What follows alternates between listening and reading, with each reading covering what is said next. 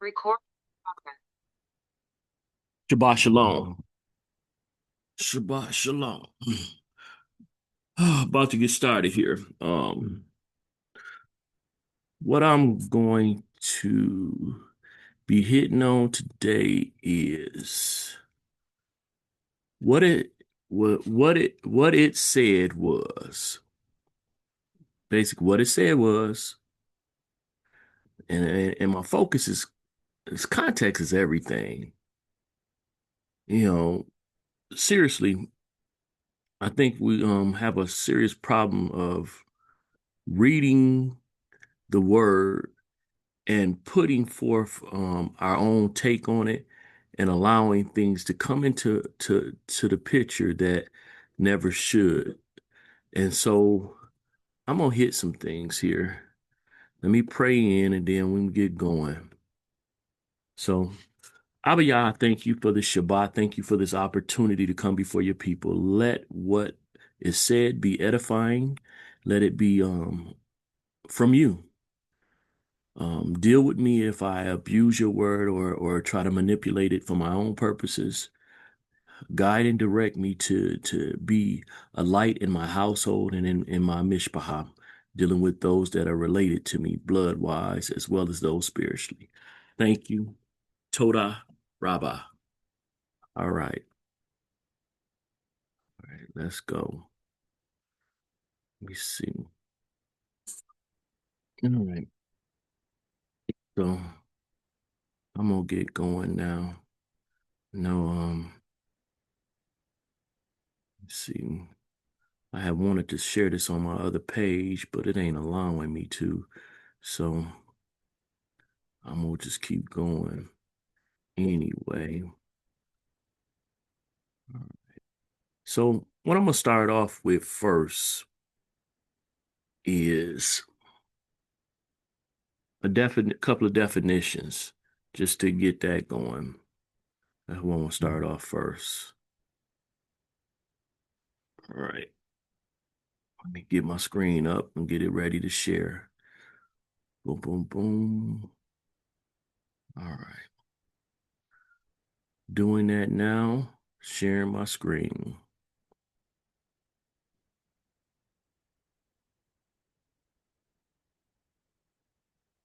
So, starting off right here with some definitions.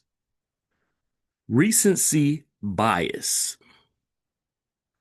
The tendency to disproportionately to be the tendency to be disproportionately influenced by recent occurrences when evaluating or making a decision about something. So what I'm saying here is that we look at modern times now, and when reading the Bible, we let that influence how we see what's in the Bible. So we don't technically have I guess, we're not trying to manipulate the text and make it say something sometimes,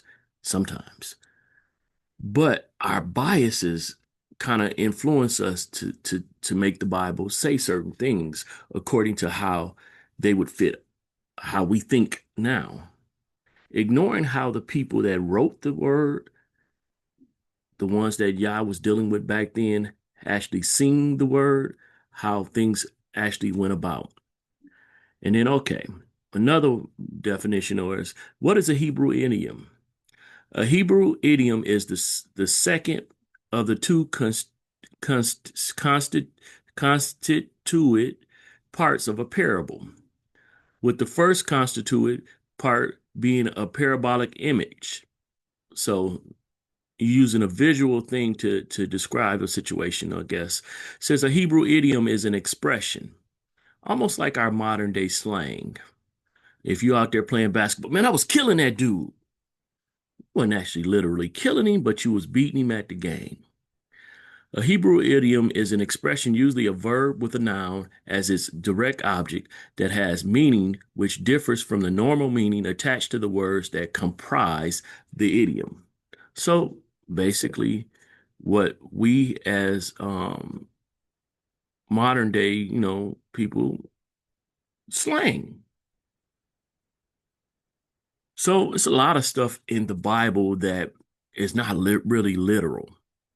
You know, I can go on to a whole lot of stuff like, I don't know, I'm not one that was there, so I can't tell you. But like, when people be really big on this serpent talking type deal, but there was not anything written that said that there was an established language or whatever. And so, you know, communication, we don't know how it really went forth. If it was, literal words, because we didn't see any, it doesn't really say how language is set up. You know, Adam was alone for a while with the animals and with all creation. So it could have been grunts. It could have been anything, something that an animal could mimic. I don't know. But also it could have been that they had some form telekinetic, the Bible talks about rocks crying out. Is it talking about rocks literally crying out or not? We weren't there. But let's move forward to what I want to teach on. So I'm going to go ahead and get to some background or some basis. I want to hit some laws, and that's where I'm going to start off with before I get into the narrative that I want to truly speak on. So, going in here now,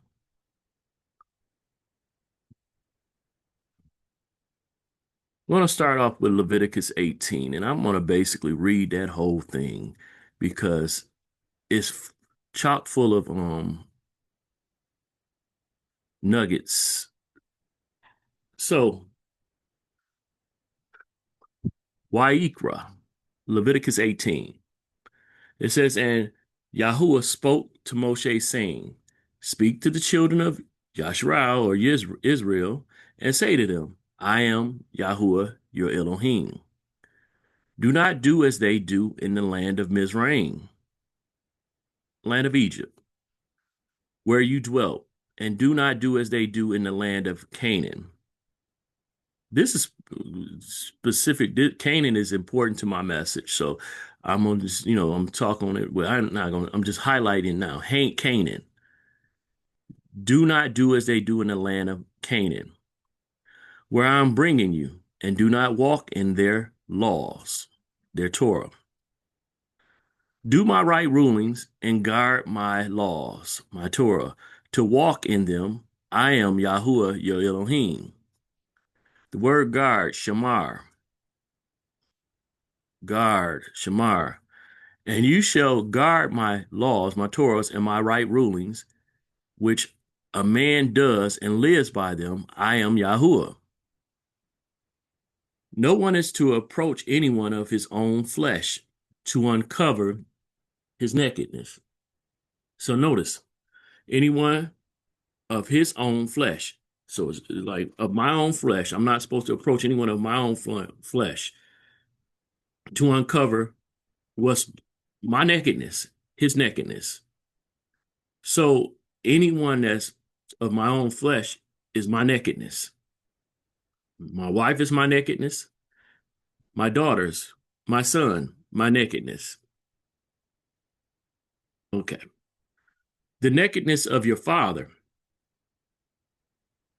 My father, who would be over me, his nakedness would also be the own flesh that he covers would be his wife, if he has one, or his daughter, so my siblings.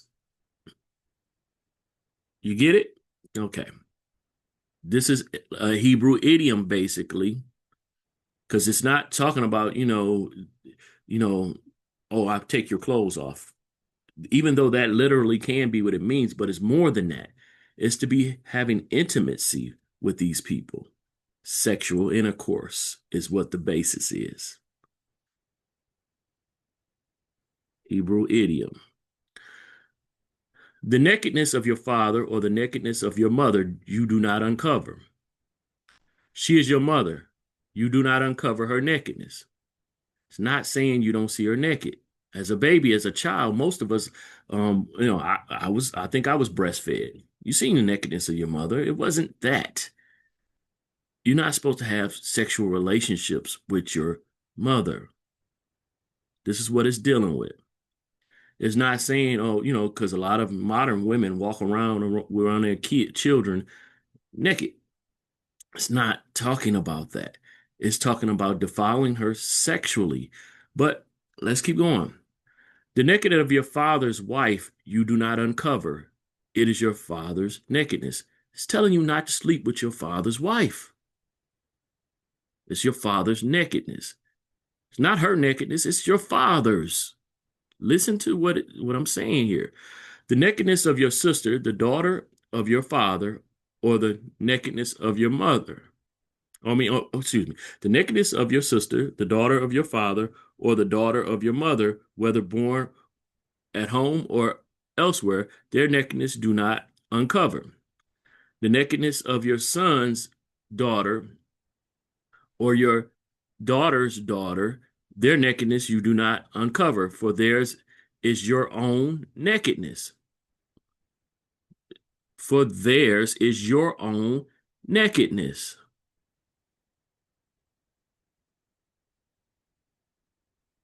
You are responsible for these people. You are connected to these people, and they are viewed as one with you. You are not supposed to be intimate with them. The nakedness of your father's wife's daughter, brought forth by your father, she is your sister. You do not uncover her nakedness. The nakedness of your father's sister, you do not uncover. She is your father's flesh. You know what I'm saying? I just got through. She is your father's flesh. The nakedness of your mother's sister you do not uncover, for she is your mother's flesh. Relative. They're kinsmen. You shouldn't be laying with them. The nakedness of your father's brother you do not uncover. You do not approach his wife. She is your aunt. The nakedness of your daughter-in-law you do not uncover. She is your son's wife. You do not uncover her nakedness. This is not talking about, taking off the clothes, even though that is a part of the play. That's a part of it. But it's talking about you should not be having no intimate relationship sexually with these people.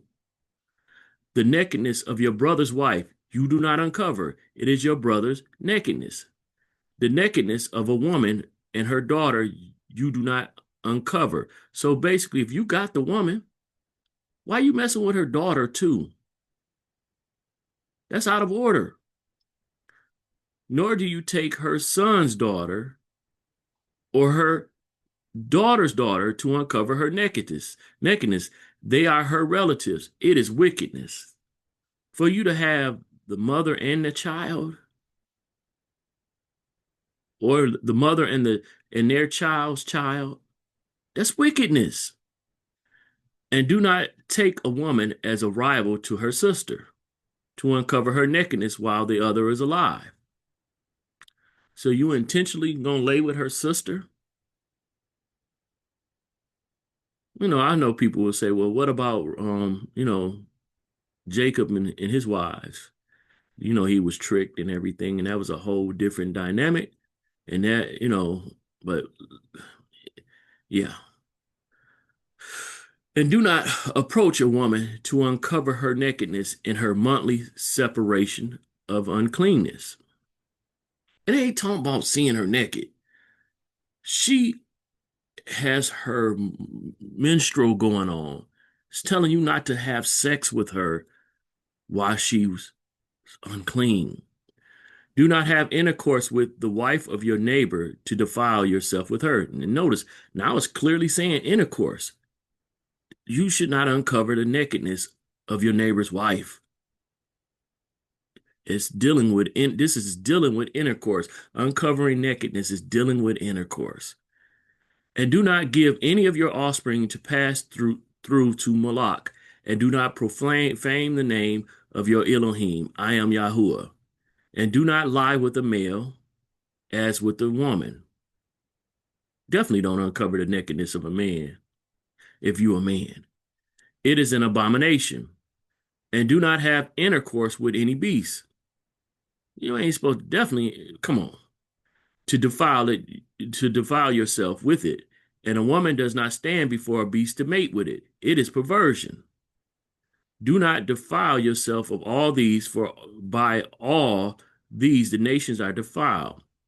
See, other nations be doing this stuff. They be uncovering the nakedness. They, what we call modernly incest. Our recency bias calls incest.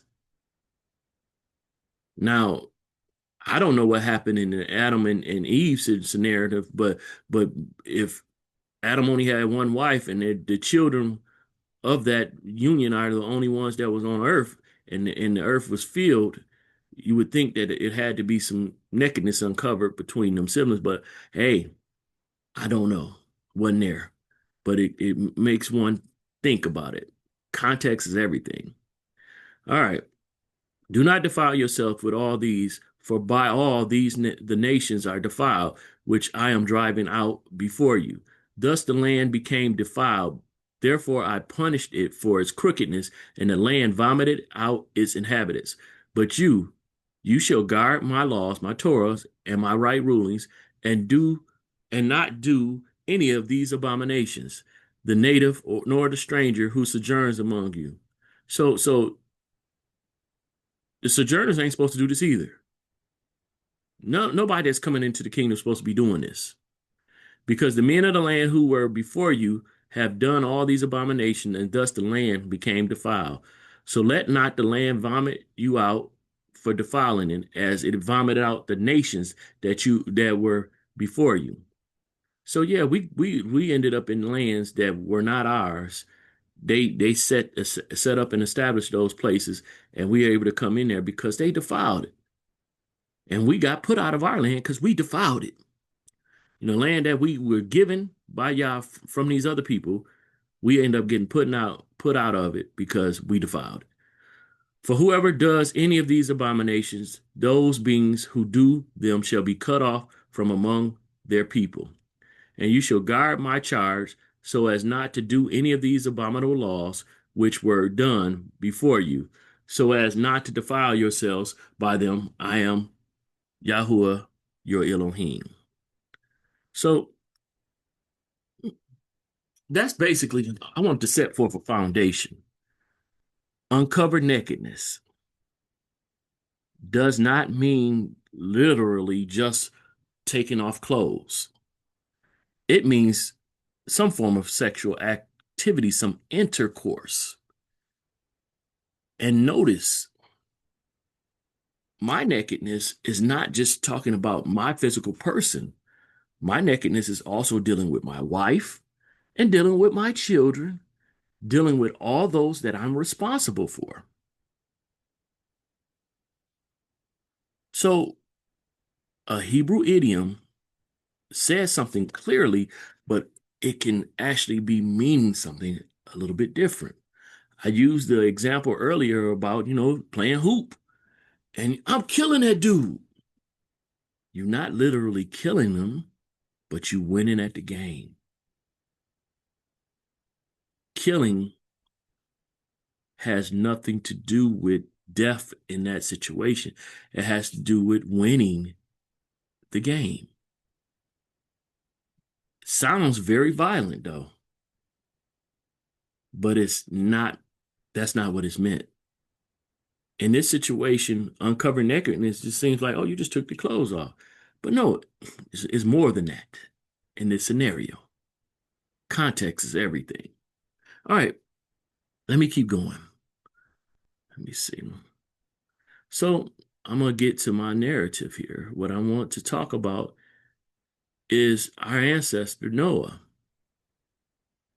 So let me share my screen and get there. It's a lot of, to me, things added that people add. And if they just read it to me and slow down sometimes, some questions may come about, but you will see that some of the stuff people say, you're like, And see, I don't know. I'm not one that's stuck to just reading the 66 books. I read other books, but I don't make them doctrine. because I know everybody can't take that. Everybody can't accept what in these other books. They act like the 66 books is exhaustive, like it has all the information. I'm finna go on a rabbit trail for a minute. Like Shem is mentioned in the Bible, but most people, if you look at how old he lived, he was still yet alive when Abraham was alive, but yet you see nothing in the 666 that shows them engaged with each other, unless it does, but it uses different names. I'm gonna just leave that there. But let's go over here. Bereshit, Genesis 7. And Yahuwah said to Noah, come into the ark, you and all your household, because I have seen that you are righteous before me in this generation. So it's talking about his household, setting it out. And then it's saying, of all the clean beasts, take you 7 pairs.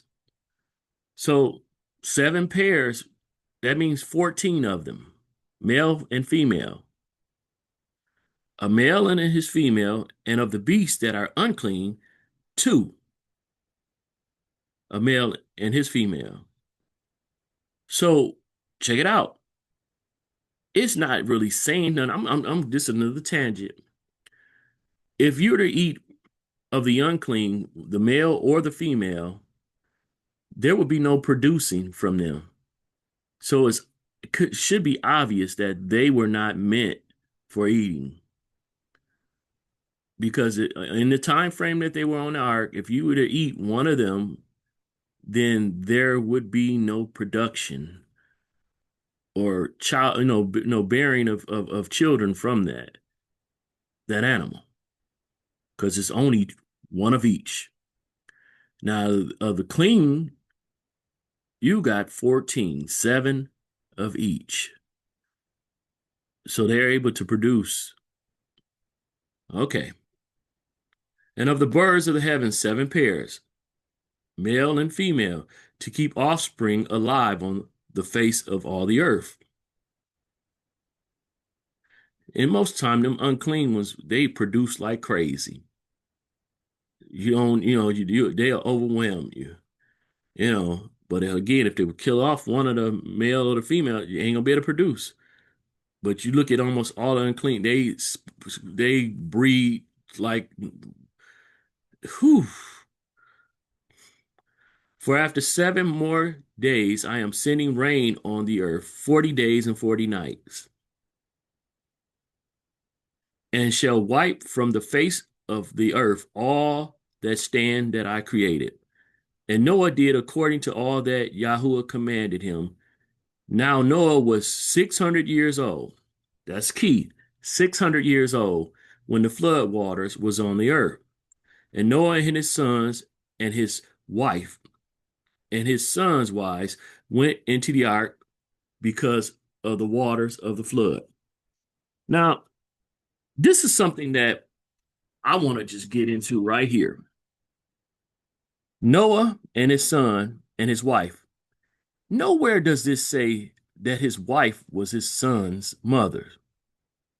But of course, our recency bias just automatically kicks in and automatically takes it that these were her sons. Nowhere in this text right here does it say that these sons of Noah were the sons of his wife, that she was their mother. Nowhere. This book right here, you know, it's called from Yah Scriptures. It's the writings of Abraham says that that wife of his was only Ham's mother.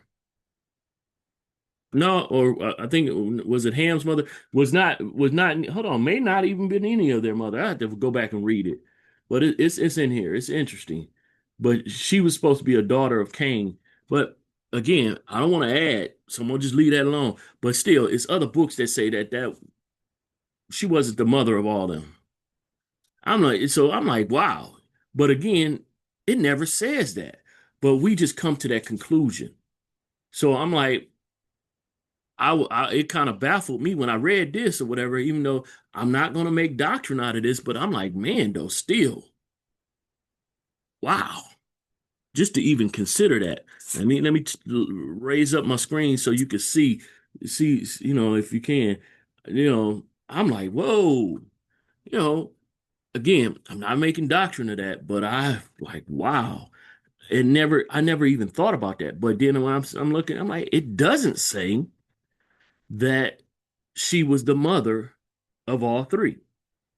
But our biases, because again, I'm in a situation where I'm in a monogamous marriage, and we don't we don't come from, we're not living in a land that willingly accepts polygyny.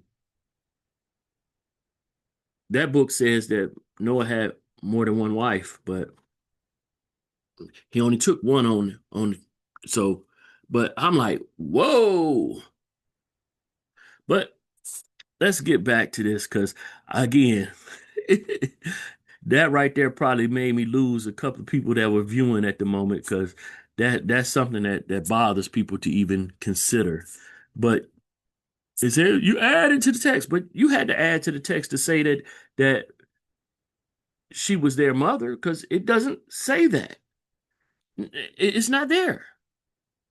The context. I'm like, what it said was Noah and his sons and his wife. It did not say their mother.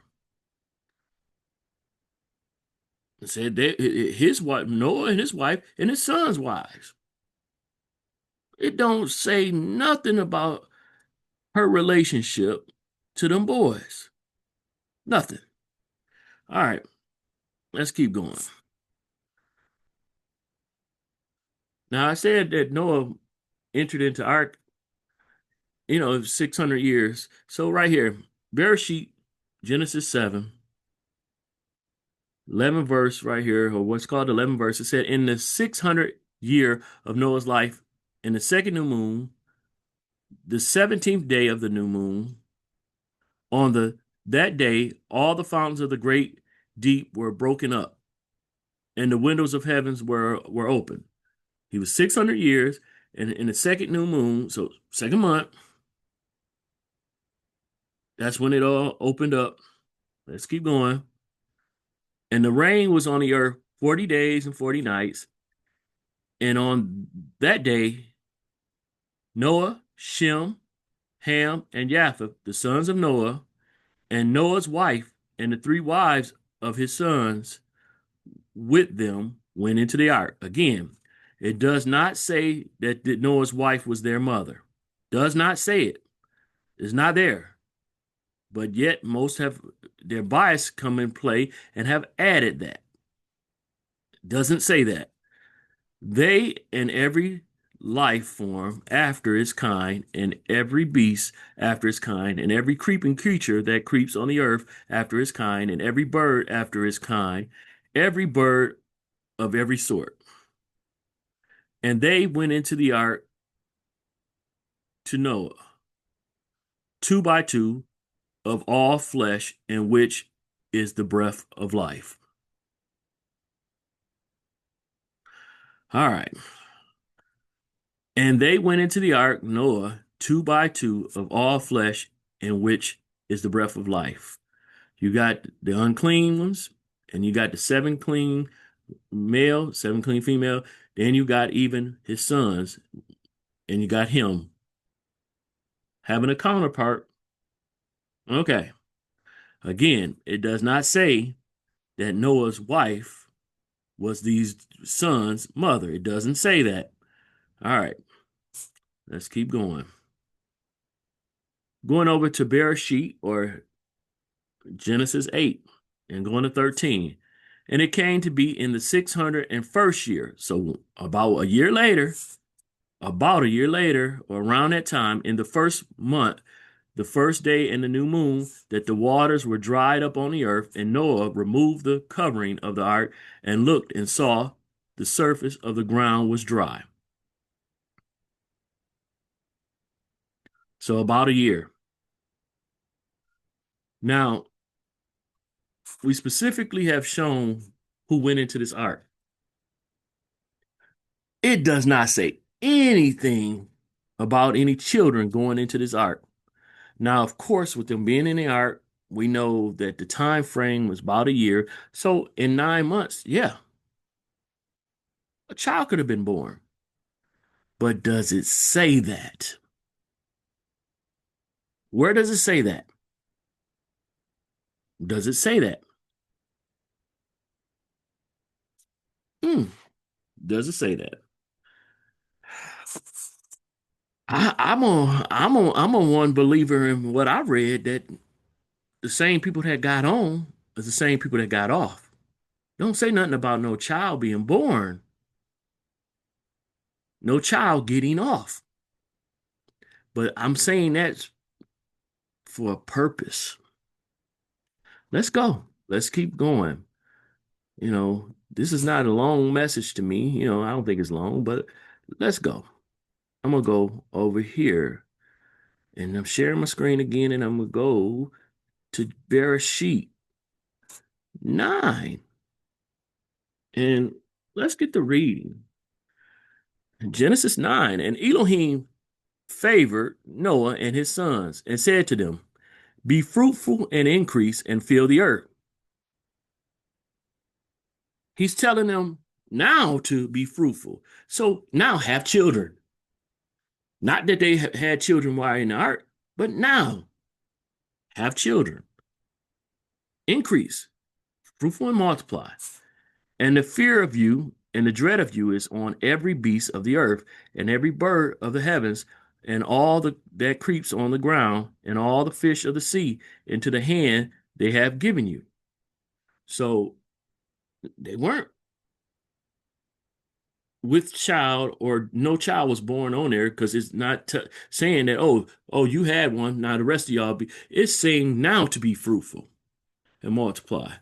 Not mentioning about any type of childbirth happening on there. The same ones that got on, the same ones that got off. Let's keep going. Every creeping creature that lives is food for you. I have given you all as I gave the green plants. Clean and unclean still matters. He ain't telling them to eat the unclean, but anyway. But do not eat flesh of its life, its blood, but only your blood for your lives I require from the hand of every beast I require it, and from the hand of every man. From the hand of every man's brother I require the life of man. Whoever sheds man's blood, by man his blood is shed, for the image of Elohim has he made man. So basically, if you killing a man, you killing my image. You trying to kill me. But again, let me keep going. As for you, be fruitful and increase. Bring forth teemingly in the earth and increase in it. And Elohim spoke to Noah and to his sons with him, saying, and I establish my covenant with you and with your seed after you. Not saying they already had seed, but the seed after you, and with every living being that is with you, of the birds, of the cattle, and of every beast of the earth with you, of all that go out of the ark, every beast of the earth. And I shall establish my covenant with you, and never again is all flesh cut off by the waters of the flood, and never again is there a flood to destroy the earth. And Elohim said, this is the sign of the covenant which I make between me and you and every living being that is with you for all generations to come. Generations to come. Not generations were there already. No children were there. All generations to come. I shall set my rainbow in the cloud, and it shall be for the sign of the covenant between me and the earth. And it shall be when I bring a cloud over the earth that the rainbow shall be seen in the cloud. And I shall remember my covenant which is between me and you and every living being of all flesh, and never again let the waters become a flood to destroy all flesh. And the rainbow shall be in the cloud. So the rainbow, it don't mean pride or gain homosexuality. It means a covenant that Yah will not destroy the earth with water. And the rainbow shall be in the cloud, and I shall see it, and to remember the everlasting covenant between Elohim and every living being of all flesh that is on the earth. And Elohim said to Noah, This is the sign of the covenant which I have established between me and all flesh that is on the earth. And then here we go. And the sons of Noah who went out of the ark were Shem, Ham, and Japheth. Now, check it out. We ain't say nothing about no childbirth, but it says, and Ham was the father of Canaan.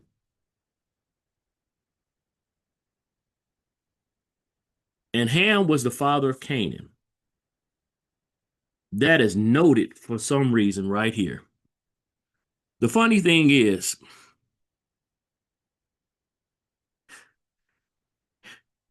Ham has other children eventually. Mizraim, or what we call Egypt, Mizraim is Ham.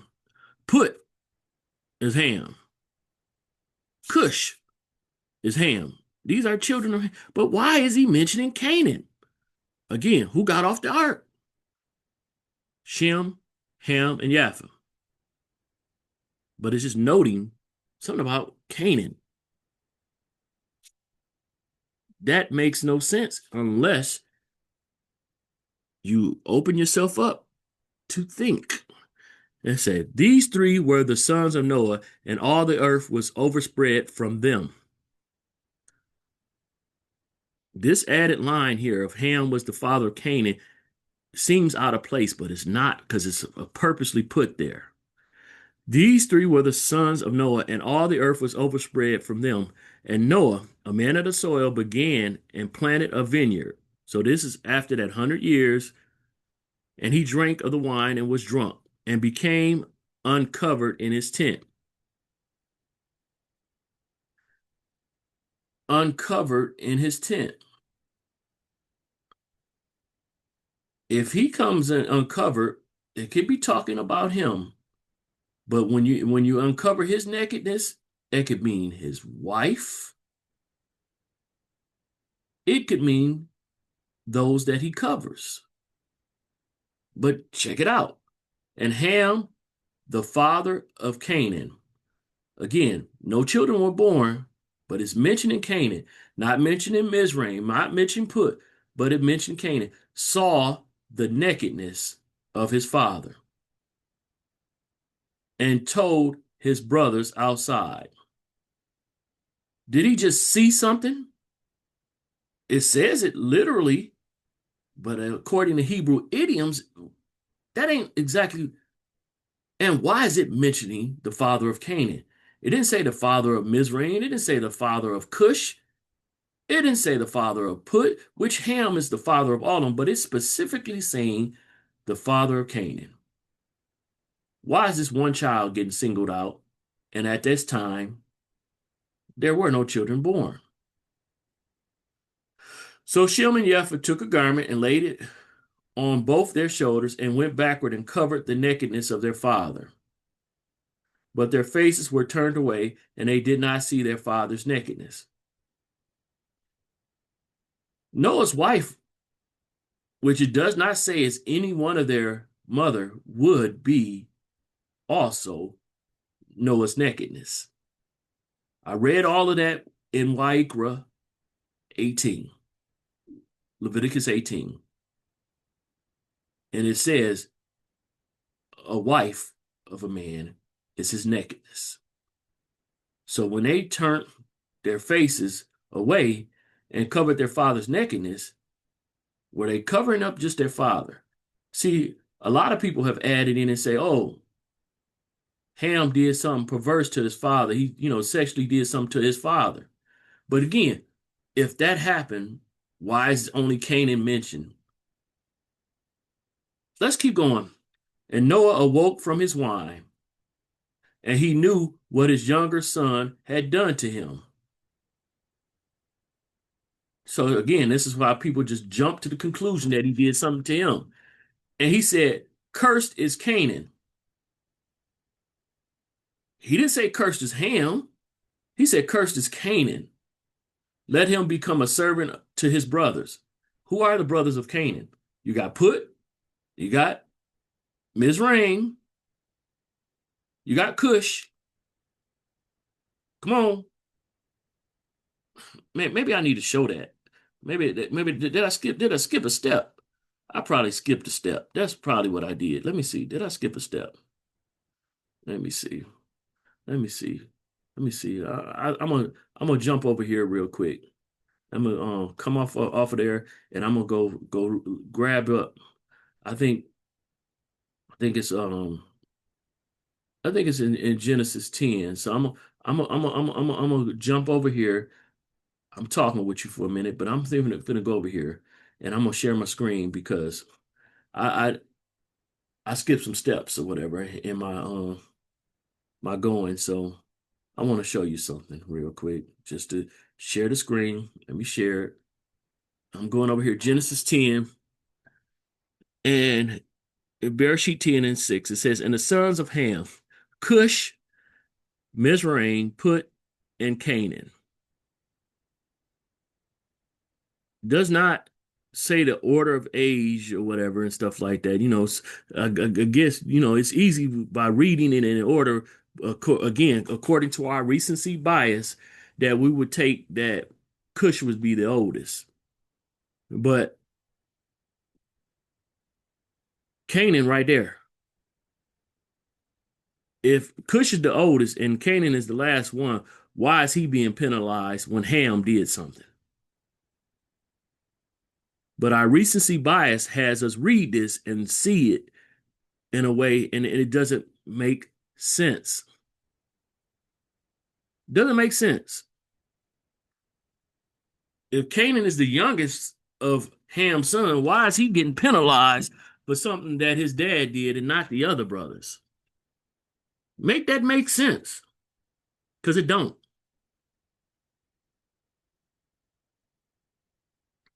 Canaan is mentioned out of all those other brothers, and he wasn't there. Ham is the one did the action. So why is the youngest son, if that's the case?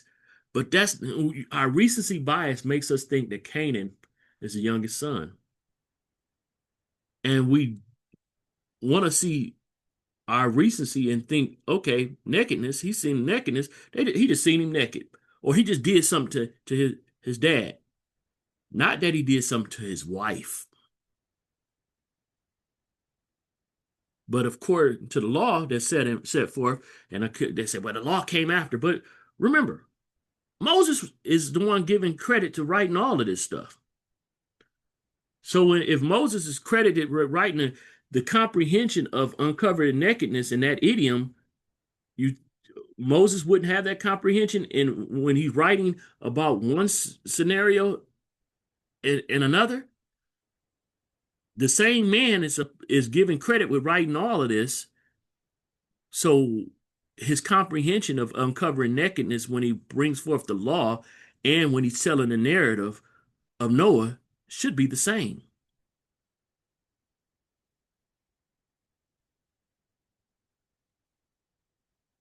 But no, we want to put our thoughts into the mix. That let me go back. Let me go back and finish up. Finish up. All right. All right. I'm going back over here. And Noah awoke from his wine, and he knew that what his younger son, Ham, had done to him. Ham had done to him. Ham had done to him. I said that 3 times for a reason, because I wanted to get into your head. And he said, cursed is Canaan, not Ham. Let him become a servant of servants to his brother. And he said, favored be Yahuwah, the Elohim of Shem, and let Canaan become his servant. Why not Ham? Let Elohim enlarge Japheth, and let him dwell in the tents of Shem, and let Canaan become his servant. Again, why not Ham? If Ham did the wrong, why is one of his sons, not all of them, being punished? And Noah lived after the flood 350 years. So all the days of Noah were 950 years, and he died. So Noah lived about 300 some plus years. Again, this story is being told by Moses. He the one supposed to have wrote this. This is what we've been told. The Torah, the first five books, is what they said the Torah was written by Moses. And so this man lived 350 more years. And so, of course, he would know about the other sons being born. Why would he point out just one? 350 more years, almost 349 more years Noah lived. So Noah would be able to, or had experience or known what would, proceed after that time, But this is somebody, Moses, telling the story way after these people are gone. So he has all of the information, or should, and he's given the information according to the way they speak then, not the way we speak now. And he's saying that Ham uncovered his father's nakedness, but yet Canaan is the one cursed. What did Canaan do? But be born. Was he born of Noah's wife? And nowhere does it say that Noah's wife was the mother of those three sons. Nowhere in the 66 does it say that. But we just bring forth our own recency bias and says, Noah only had one wife, where it doesn't say that either.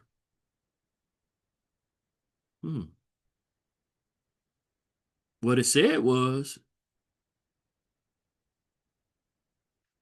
Noah and his wife, his sons and their wives. It did not say Noah and the mother of his sons. Didn't say that. But of course, people like to add. And then now I'm saying this, people will say, this dude is crazy. I know it's going to be some people upset with this whole thing, but I'm like, it doesn't say that. It does say that Ham uncovered Noah's nakedness. But why Canaan getting cursed? When you go to the law and see what uncovered nakedness means, it does not mean specifically just taking off somebody's clothes. It's intercourse.